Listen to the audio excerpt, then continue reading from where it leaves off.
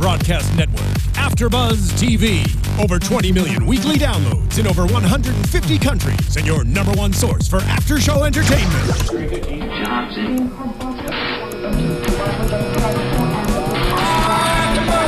AFTERBUZZ TV, the destination for TV superfans, producing after shows for over 300 of your favorite TV shows, interviewing celebrities and showrunners, and bringing you behind-the-scenes exclusives. All thanks to E! Entertainment's Maria Menounos, producer Kevin Undergaro, and internet leader Akamai.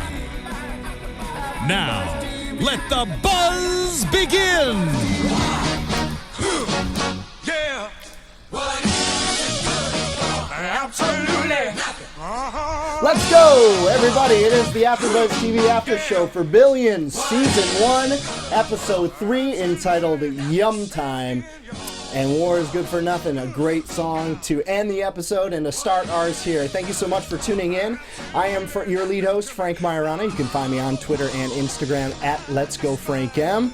I am joined by one half of the A-team tonight. The other half is missing. Alinna, we miss you. Hope you're doing well out there. Come back next week. But we have Andrea Fasano. Yes, thank you, Frank. Hey, everyone. Andrea Fasano here. You can find me on all social media at Andy Fasano. And I am feeling this music right now. Yeah. Clearly, it's the best intro song I've ever been a part of. So let me have my moment. And enjoy it. And Hey John Blake. Yes. It's JB Zimmerman. It is. Good to see you guys. You guys can follow me at Hey John Blake. Cool. Welcome on in, everybody. An awesome episode this week. I really enjoyed this one. I thought we kind of got back on track. Yes. With, the real feel of the pilot. And we had some really cool stuff going on. So we'd like to start our show off always with our social media shout-out section. So thoughts from last week that we saw out there on our YouTube page, on Twitter that I want to mention, and a couple of other places. By using that hashtag ABTV Billions, you guys can reach out to us through those social media channels, and we can read your comments on the air. So I want to start with Twitter. And a topic I want to get to after thinking about last week's episode. This comes from Waterlily Sun, at Waterlily Sun. She said, "Great second show to us. I'm with Andrea. I'm over Tara. The longer this show goes on, the stupider the U.S. attorney looks because she's so obvious." Mm-hmm. And this was a thing that I thought about a lot after the episode, and I discussed it with my boss at work the next day. Oh, funny. He was like, he made a great point. He said, Rhodes, if Tara is taking this risk, she's taking a far greater risk being a mole and an informant in the U.S. Attorney's Office than if she were to come clean about, and number one, illegally obtained video about her doing what? I mean, other than, she's doing drugs, may have lost her job, but instead she chooses to take a risk which could land her in jail. Mm-hmm. What did you think of that? Well, we all know. I mean, especially not only a risk, but something she didn't even fight back about. Yeah. I feel like she really didn't even push the envelope with it to kind of be like, no. You didn't even fight for yourself. It didn't feel right. So it didn't feel right. It was an awkward moment for me. It's a logical. Yeah. Plus, we don't even know who she is. No, I still don't know who she they is. kind of just were abandoning that whole storyline, which is fine with me. I mean, it wasn't. And her face popped up in this one once. Yeah. Like she's still listening, but they didn't focus on it at all, which I was happy about. Yeah, I'm glad to. We didn't see it at all this episode, but I thought a great point there by Waterlily Sun. Yes. To let us know about, that she agreed with you, and something I thought about after the episode last week. You always go back and think more about the episode when you have more time to think about it, but I thought that was really interesting too. And then another point that I want to point out here, this is from Frederick Mwangi. He's at Fred M. Wangi. He said, "Glad they're not explaining everything. I make mini predictions between the scenes. The 9/11 exposition was cringeworthy. No more, please." So I thought that was really good out there. So some good stuff there on Twitter from everyone. Again, you can use that hashtag ABTV Billions, and reach out to us there. Andrea, you were looking on YouTube for our commenters there. Yeah, it looked like there was you a lot of guys- activity. Awesome comments on YouTube, and thank you so much for following us and following along with our review of Billions, because it really makes the whole idea of the after show more interactive, more fun. So we thank you for that. A lot of people complimenting us, guys. A lot of people like the after show, so thanks for that. And we're just so into it, so I think that's what makes it fun. And hopefully it's fun for you watching. We have Tolbert 12DT putting some really in-depth comments here. Definitely, I saw your episode 1 comment. She went back and did that, and now we have another one here. No one had anything that was really a prediction or out of the norm of what we said, but they were definitely agreeing with us for the most part on what we said about episode 2. I know that. Thank you guys for the compliments again. And yeah, just going over the Tara thing again. Someone kind of agreed that they didn't really like the storyline, and they were kind of over it. And then someone said that mentioning Bobby mentioning the Gettysburg Address from the second one, it also happened to be the title episode of episode 6, season 2 of Homeland. Oh, wow. So a little bit of like whoa. a cross-show thing Crazy. there. And like you said, I wish we did have more time with these episodes before we come on the show, because after even watching episode 3 right now, I'm like, I need to watch that again. I need the vocabulary in this episode was a lot and large, and like big words, and there was a lot of stuff being thrown around that I was like, oh no, I need to rewatch that so I can get with it again and kind of like focus on it, look things up. Even the whole Brian Doyle. What I really love about this show is that they take every moment to deliver something that has to do with the entire episode, the entire storyline. They don't miss a note of a song.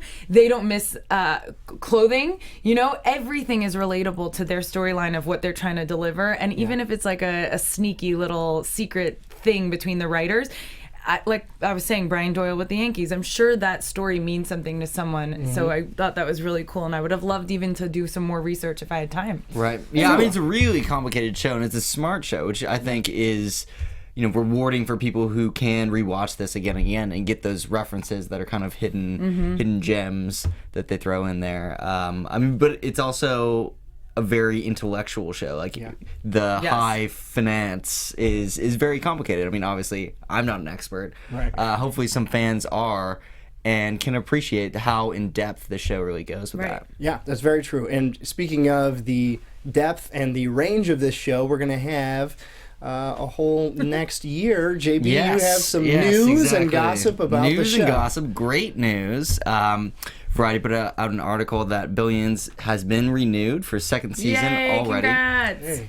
Yeah, which is huge because, it only had 2 episodes when the renewal went through, and it was the biggest debut for any show on Showtime's history. So awesome. Huge beat out, they really nailed it. I mean, their previous high show was Ray Donovan, and it beat that by 7%, which doesn't sound like a lot, but it's actually almost 500,000 people. That's half interesting. 500,000 viewers. That was 6.1 million, and this debut for the premiere was 6.5 for Billions. That's so, awesome. Cool. Well, we got a whole nother season coming next season, but obviously we have a lot to talk about for this episode, so let's get into the episode breakdown. Starts with a scene with Rhodes demanding that a man pick up the poop of his dog with his bare hand. Awesome. What'd you think? I was surprised that he was able to muscle that guy into doing it. I mean, he is obviously very intense. Paul Giamatti, great actor, but he's not a very physically intimidating guy. So for him to generate that type of do it or else with just words is pretty impressive. Well, I think the dog walker guy recognized that he was a U.S. attorney. True. So I mean, he knew who he was. The pin. But still, I mean, it's just dude, just walk away. You know what I mean? He's not a cop. Right. So, was he going to arrest him? Is what you're asking? Saying? Well, especially when he asked him to pick up someone else's dog. I know. Yeah. But I have to say, it was such a display of power, and for him, which was great, and it's something that we all, maybe not all of us, it's something that I wish I would say to some people. Like if I go hiking at Runyon and people leave their shit, and I'm like, Yeah. I literally just look at them like mouth agape and just like, are you serious? Are you kidding me? Yeah. And I obviously don't have the power where I can be like, I'll accuse you of something, buddy. But yeah, I thought that was awesome, and he was nice about it. He didn't have to be. He didn't yell at him. I mean, Was he nice? I think I don't he think was. he was His nice. tone was firm, and that of do your civic duty, man. Yeah. Right. I mean, it's lame that the dude didn't pick up his dog's Yeah. food. Totally. He We just know, walks away. and great point, Andrea. I think that it should be recognized that he actually did. Like we want to place him as the villain of the show, but in that moment, like he was really being like a greater good. He was like really doing what we should all do. Like he had the balls to tell that guy, like, no, dude, you need to pick up your dog's crap. Like you can't. I'm trying to think of the long-term implications of that scene. Thank you. I was waiting for that. Okay, because Good. I don't think it's just a throwaway scene. I think it's something that shows how far, how strongly committed Rhodes is to pursuing the right thing in the face of, he could very easily let that go. And I'm sure all of us in Right. our daily lives see somebody do something stupid, but it's not a huge deal and you don't want to create a scene. But I thought it furthered the character and sort of set him back up, because I thought we got off track last week with the Birch settlement. I thought that happened way too quickly, just because Rhodes wants to get on pursuing Axelrod, but instead, he settles with Birch very, very quickly, which I thought was out of line. But then we get a resetting of the character right at the top of this. What long-term implications did you see from that scene? Like you said, his interest in doing the right thing, being the good guy, and not having his job and his duty waver. His position, not coming off as a guy who has a very important position for everybody, and not allowing even someone who forgets to pick up their dog poop pass. Like giving nobody a pass, a free pass. And I that says volumes about that position politically. I love it. And I think that's exactly what it is. And again, they bookended it. He came back at the end, gave a wink to the guy, and I love that. Yeah, the fact that he doesn't let it go, like, I mean, I know. he has a very uncomfortable interaction with the guy, and it doesn't get better. Right. It ends in forcing the man to pick up with his bare hands crap. Like, that was fresh. Like, twice. So gross. Like, It was. For me, it really showed his commitment, no matter how small it is, if he believes in something, should be done, that he's gonna stop at nothing. I think that's a perfect point. We'll move on the discussion from there. I think that's exactly what that was about. Good call on that, JB. So, my favorite line of this episode transitions to the next topic, which is, whenever you can put a company in your mouth, do it. I like Great that one line. a lot. Great line. And we have this YumTime storyline, which, again, goes back to Bobby's childhood. This keeps coming back. Last week, he made a power play for a building based on the fact that he was fired as a caddy at a golf course. This time, he's meeting with one of the board of directors from YumTime at his favorite childhood restaurant, where he used to get pizza growing up and loved going on his pizza, by the way. Great looking pizza, so hungry. made fresh. I just wanted one after that. But I like this, and I think we are learning more and more about how important Bobby's childhood was to him, both the negative memories, which you saw last week, and the positive ones here, because he talked about how he went on his paper route and then would go and grab, this tasty treat that he would have at the end of the day. And he cares so much about preserving those memories. But the huge but to that is, there's always like a 3-parter. The memories and how it affects his childhood, or something did affect his childhood. But there's always a back end, and the business side, that's number 2. And then the third is always him getting someone, like going after someone. And so in this case, it was Rhodes' dad. That's a great point. So we all didn't really realize it until I almost forgot from episode 1 who Rhodes' dad was. Yeah. And so, he always it's the long game over and over and over. I don't know how someone does that in real life. And if there are people like that, it's scary to think of someone being able to do that and holding on to something to where they're just attacking from all angles. But he does it, and he does it damn good. And it's an interesting story. And we all look at it as we're watching going, what's his play? Why does this matter to him? It's a freaking pastry, you know? Right. But it does, and this is why. The little things matter. Little things. JB. Well, no, I feel like it was more convenient to have that story because he was obviously convincing. I think his name was Perkins, one of the board members. I think that was his first motivation to get to Chuck's dad, and sort of, it's more convenient to be like, oh, I had these as a kid, and he did the research, he knew that they changed the recipe, so to kind of hit home, I think he's great at what he does. He can turn people to his side super easily, which is huge when he turned that entire boardroom. I mean, such a great scene. Yeah, that was a great scene. Reshifted the entire company. Yeah. Well, he personifies himself. He becomes human to everybody. He kind of lowers his stature in a way to be like, hey, this is where I come from, and it's not just about me being a pompous ass. Like, I'm not taking you for a $50 steak. Right. Here's an awesome piece of pizza from my hometown. It's all strategy with him, and I thought that even him mentioning, when I did my paper route from 11 to 14, like, that was really humbling, and like how he built himself up, juxtaposed with Hutch the Third, who at 22 was like a VP because his dad, his family company. Right. So I think that was all sort of tactics. I wonder how much of it is actually true. Like, maybe if not all of it is, like, will that be uncovered? That's a great point that you make, and it gave me the thought that we haven't seen any flashback scenes to him being on his paper route or being fired as the caddy last week. So I think you make a great point. It's very convenient that he has these childhood stories that connect to his ultimate power plays. The things that he can dominate, in each episode, somehow always relate back to his childhood. I'm inclined to believe it, but so are a lot of other people who are believing his story. So that may or may not actually be true. Let's talk about that boardroom scene real quick, since you mentioned it. Awesome. It was really great. Really, really fun, right? And I like this one more than the one last week because it was less about Axelrod doing like a show me, look how tough I am, and saying, this just makes business sense. Yeah. Okay.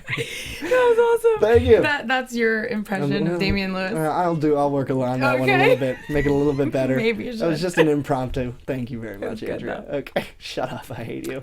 I'm kidding. He doesn't mean that. I don't mean that at all. I love it. But no, I mean, go ahead. that scene, even he acts as a person. Like, even when he's at the office, he's usually dressed pretty casually. I mean, when you're a billionaire, you can do whatever you want. Yeah. Like, you can literally wear nothing. Yeah. But in that scene, he was a little bit more dressed up. He had like a collared shirt and a sport coat.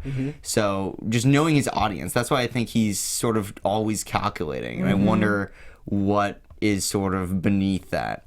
He seems like the perfect human, like on the surface. Right. He's a successful company, humble roots. I really want to know more about, like, kind of, obviously they talked about the 9/11 stuff in previous episodes. I wonder if there is any skeletons in his closet. It seems like there were after the chapter came out. Exactly, the book. Of the book. But just one more point on that scene that you had mentioned. I loved how so much, the boardroom scene I'm talking about here, I loved that so much was accomplished by Bobby just staring and smiling. That's what made that so interesting. He just stares at Evelyn as she's getting fired.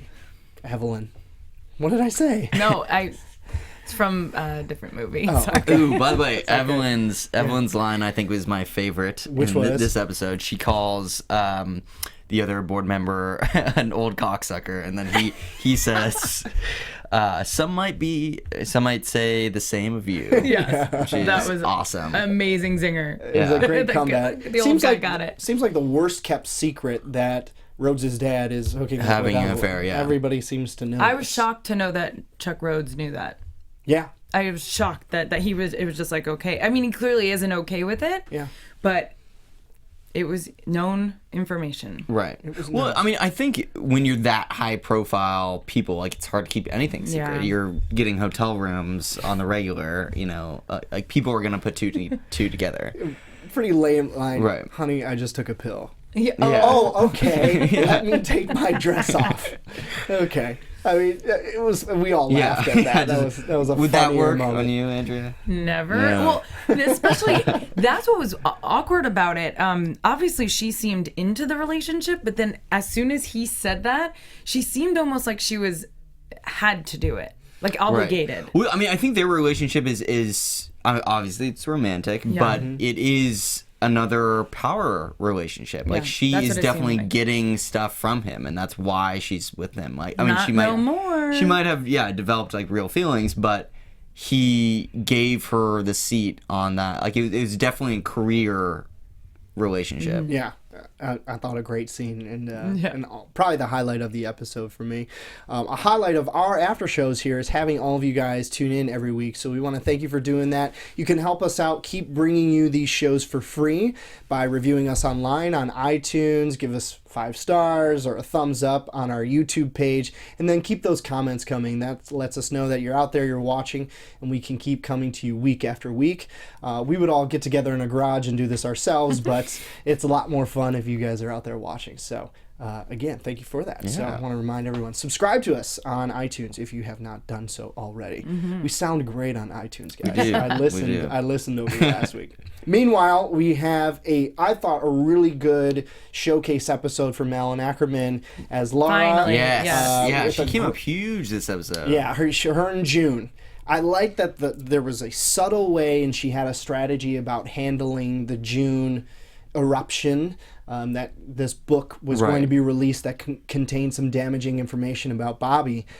And Laura sits down with the lawyer, and the lawyer says, "You have 3 options," and she rejects them all and says, "No, I have certain ways." What do you think of that? Awesome. And I did like that the lawyer had the 3 options, because it was kind of nice that they put it all out there for us, and that she rejected them, because I'm sure it could have went either way, or anyone else might have chosen a different way. And I do think it shows a little bit how in line she is with Axe's thinking as well.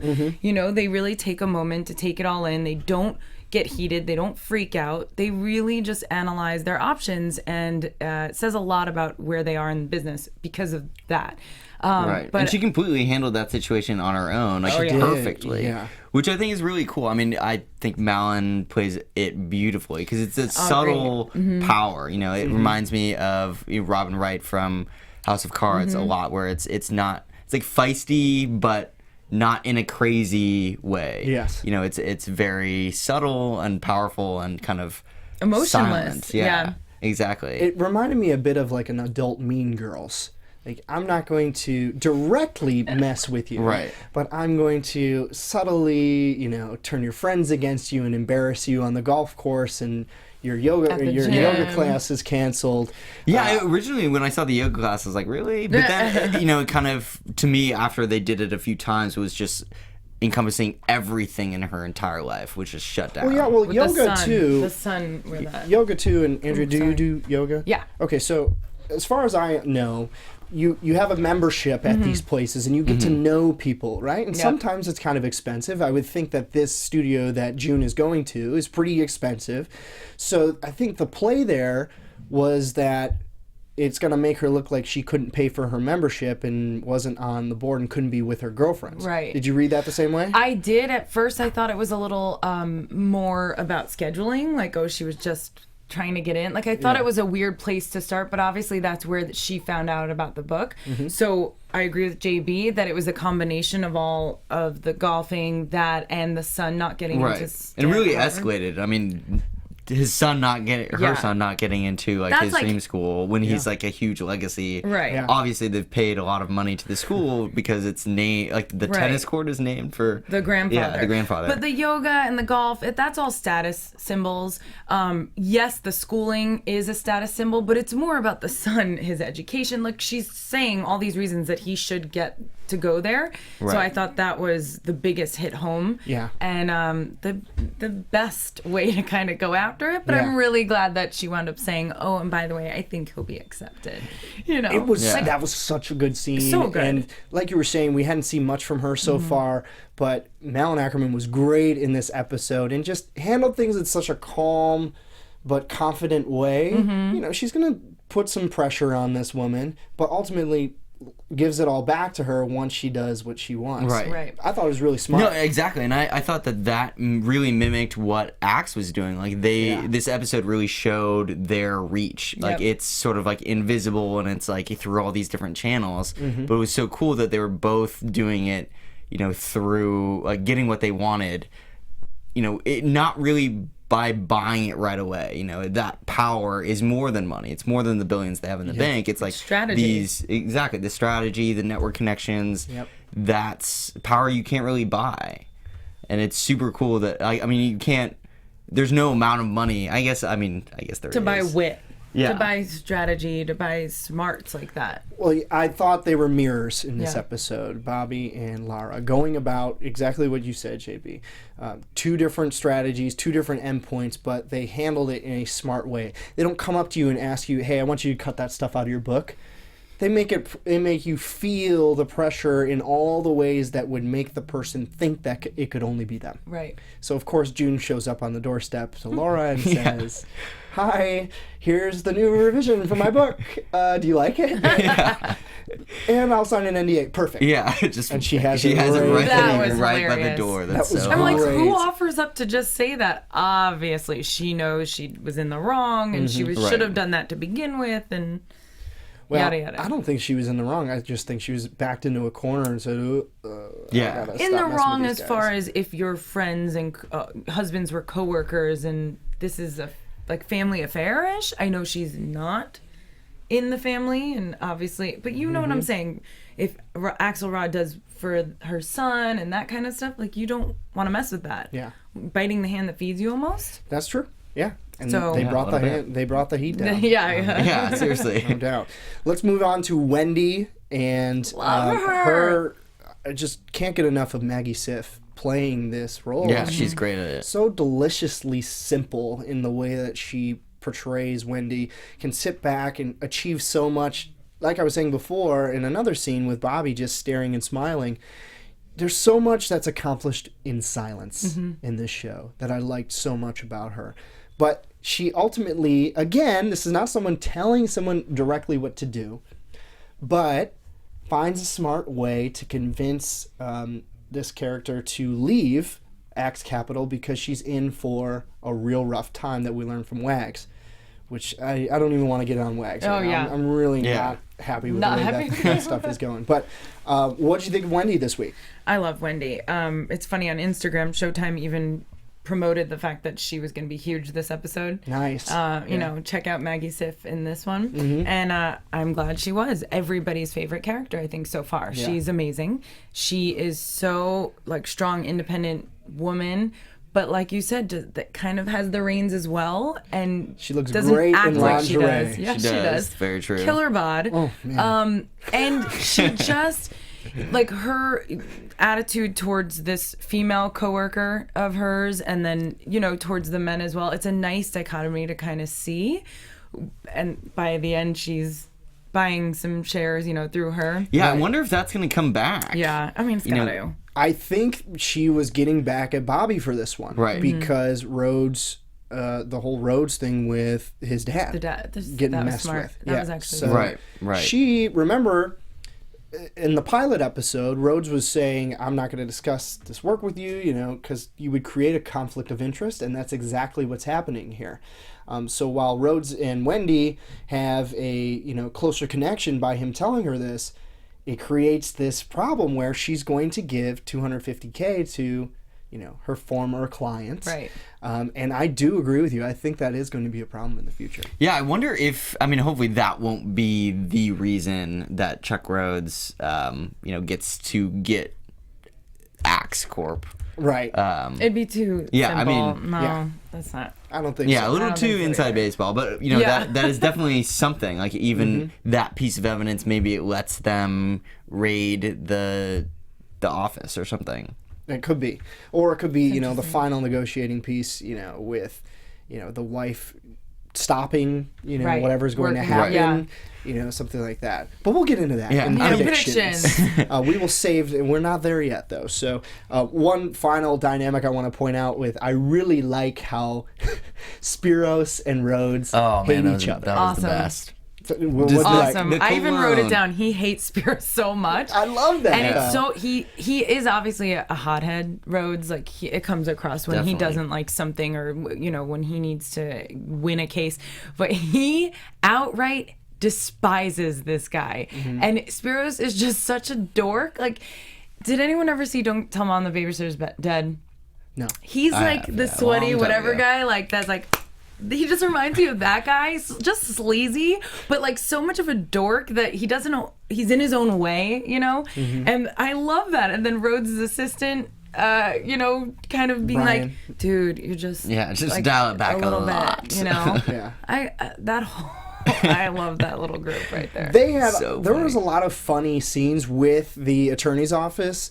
I liked the horse trading scene between Yes. the Eastern Division and Rhodes' division, and they were looking at each other while the speaker was silent. I thought that was really Right. funny. It shows that there's chemistry between Brian and Rhodes in their office, and then the Eastern office as well. I thought that added a nice light element to the show that we haven't seen so far. No. And the other girl coming in now and being part of the team because she did her due diligence as I don't know what her name is or the character, or her role, but she's Brian, she's kind of Brian's right-hand person. Yes, I'm looking it up as you're talking. Okay, Keep good. talking. So she comes in, she even cancels this lovely plan she has for the night because she just wants to be on the guys' team. She got accepted. She did her work. And so I thought that was a really good little side bit of the scene, or a side scene for the whole show, to show that she's going to come in as a little more of a character. Right. She definitely is very smart. Oh, I yeah. mean, she picked up that they were sleeping Sleeping together. with Terry. Yeah. And the super character's fast. name is Kate Socker. Okay.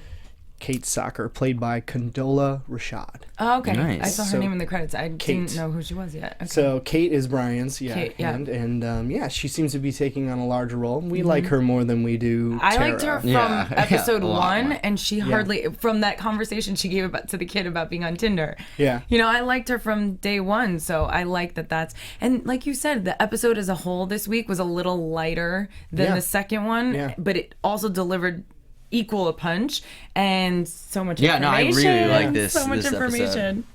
Yeah, with TMI with Wags. I Oh, think. yeah. the ass to mouth thing. Yeah, the AGM. I mean, Yeah. it did allow Wendy's character to really have a great scene, though. I mean, she played it beautifully, like reacting without reacting, sort of. Obviously that is not easy to hear, that conversation, like that's super foul. But she was able to think clearly about it and turn it into what he was really talking about, that power element. Yeah. I do wonder if she is somewhat biased to the female employee that just left, because she, there's some camaraderie there. She was one of the only females in the office, and she was really good at her job. So I wonder if she's playing favorites a little bit, But and she maybe wasn't that's selfish about it. right. So she didn't make the girl stay just because of that. So. Right, but I mean, she kind of led her. She showed her for the door. sure. Yeah. Pretty much. She didn't Good. push her through, saying hey, how bad it's gonna be for you. But do you Wags think is- that she- was the right thing to do as well? yeah, To I mean, kind of mirror Rhodes as well, like Lara and Bobby. And this is where she's doing the right thing too, even though her job is a little hairier, I guess. Yeah, no, Lack that's of a true. better I guess word. I probably would have done the same thing, even no matter who it was, knowing that they're gonna have a horrible time at the company if they stay. I think that was sort of. I loved the idea. Yeah. I loved it. It was like a slight hypnosis type Right. of exercise Right. to convince her that she should go. Yeah. I really like that. One final tweet I want to mention before we move into predictions. This one just came in a half hour ago from Denise. at EnvyGhost005. She said, well, I'm jealous of a counselor that just has 250 grand lying around. Yeah. Yeah. Okay, count me in for 250. Yeah, really. All right, that'd be nice. I agree with you, Denise. That was really funny. So I want. Well, yeah, I mean, she's paid very well. She mentioned that she makes like 6 times or something what Rhodes makes, and he's very high up as well. Obviously, making a good living. They have bank. Yeah, they're gonna be okay. They're fine. We'll see. Well, we should move into our final segment of predictions. Everyone. Yeah. Well, There we it go. is. Where's the drop? Now, your I love when the lights go. TV predictions. JB, you go first. Well, I think we're gonna get more cattle prods. Very random. I mean, that's such a weird element, the S&M thing, but It is. I think that they're gonna keep trying, like Rhodes and Wendy are gonna keep trying to keep their business at the office, but I feel like it's really gonna start to unravel soon. You know, they're gonna have to bring it home. Rhodes was already doing that, like with Axe getting in his head, with it messing with his dad. I think that, you know, the closer that they come to the big conflict, the bigger and more difficult it's going to be for the married couple to stay together. I mean, she's already making like sort of questionable deals on the phone in the bathroom. So I mean, it's just a matter of episodes before it really comes to a head. Yeah. Good point. I think, especially with them, they had to get picked up for a second season. This is only 6 episodes this season. So, I thought there's 12. am I wrong? Yeah, I think there's a full really? season. Yeah. Oh, I might have read that somewhere where I thought it ended. Maybe there's a little hiatus. Yeah, I'm wrong. Okay. Maybe I'm wrong. If there, I was Hopefully like you are, 6 'cause is more way Billions is too good. short. Right. So okay, if there's 12, that's my bad. Sorry. Either way, I still think 12 is too short to get a whole season in, but Well, we have it's another season obviously a coming up lot more after that. room. There is 12 episodes. Okay, good. So 100%. I read that very incorrectly somewhere. But anyway, getting back to it. So there is room to kind of go there. So Yeah. point, null, and void. Well, yeah, I mean, Predictions, we're Andrea? fourth of the way through the whole season. Yeah, so, that's you know, right. we're getting places. We are, and I just love it. I want to see more from Lara. More. I want to see. You know, we met her sister today. We met her sister in episode 3, and so I thought that was a little bit more insight. Like they're giving us like nothing, like little. Yeah, we're just food scratching the about it. surface, Yeah, for like sure. we're like following a trail. Like, please, let's see more of her. And I think once we do, it's going to be a huge. We're going to see a lot about her history with Axel Rod. Cool. Yeah. Other than that, just show me more. I'm excited. Yeah. I'm like, it's all over the place, and I love Rhodes, and I hope he keeps his guns because those kind of characters, I think that's what's predictable. It's for them to change, and he's unpredictable, so I like that. Yeah, I liked it a lot too. I'm going to predict, this is more of a wish than anything, that Wags is going to get indicted and he gets in trouble and he's out of the picture and we don't have to have that anymore. No, in real terms, I think that the BDSM, I think somebody is going to take pictures of them doing whatever they're doing. It's, I think this conflict between Axe and Rhodes is going to build to a boiling point. They're each sort of positioning their chess pieces now, and I can envision as we get later in the season when things are going to start to boil up, and we're going to get the kings and the queens close to each other, and we're going to start seeing some real power plays. One of which I think will be, some sort of private investigator or one of, Axe's henchmen going out and taking pictures of them doing their BDSM together. It's a big topic in this show. It's what's kind of interesting, but they don't go over the top with it, I think, at least so far. No. Except The for maybe cat was was more not sex, too much for though. you. well, I mean, the way they That was use just it, she weird. just Right. touched him a little bit. It's not like she was jamming it. Anyway, I don't want to go there with what I could have predicted that they could be doing together. But I do think that is a big topic which will come up to haunt them later on in the episode. All right, so let's go final thoughts, and then we'll sign off for the night. Andrea, final thoughts. I basically said mine. I just Yeah. love this episode. I thought it really came back after episode 2, where it was kind of dark, and now it's a little, lighter in other sense of the word. There was more sex in this one. There There was. was. Yeah. Yeah, I just want more. I want more of everything. I mean, the Billions is kind of opulence. We saw him buy the house. I kind of want to see him enjoy his fruits a little bit. Get like a Lambo or Some something. more lifestyle porn for JB. That would be great. Exactly. All right. We'll see you guys next week. Till then, we have been JB Zimmerman. Yeah, you guys can follow me at Hey John Blake. And Andrea Fasano. Hey guys, I'm at Andy Fasano on all social media. And I am Frank Maiorana. You can find me on Twitter and Instagram at Let's Go Frank M. Thank you for tuning in this week. We'll be back next week. There is an episode. I know it's Super Bowl Sunday, but there will be a Billions episode anyway. So we'll be here afterward to do your after show. Thank you so much for tuning in. Go be blessed, and we'll see you back soon. From executive producers Maria Menounos, Kevin Undergaro, Phil Svitek, and the entire AfterBuzz TV staff, we would like to thank you for listening to the AfterBuzz TV network. To watch or listen to other after shows and post comments or questions, be sure to visit AfterBuzzTV.com. I'm Sir Richard Wentworth, and this has been a presentation of AfterBuzz TV. Go Broncos! See you later. The views expressed herein are those of the hosts only and do not necessarily reflect the views of AfterBuzz TV or its owners or principals.